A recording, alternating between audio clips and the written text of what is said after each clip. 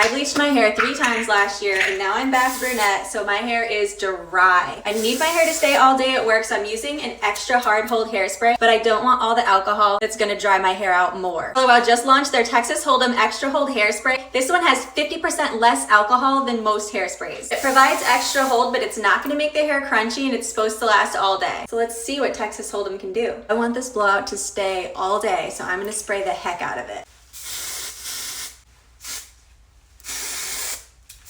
My hair normally falls flat by lunch, so I'll check in and see how we do. Okay, afternoon coffee run. That means it's time for an update. The volume is still there, the curls are still there, and it's kind of windy outside, which is saying a lot. We're back home. It was a long day. It was a windy day, and I'm actually impressed with how well this held up with how windy it was. Because of the wind, I actually brushed my hair out multiple times today. And it's nice that with the hard hold hairspray, you could still brush right through the hair. I'm really impressed. I would definitely say it lasted all day.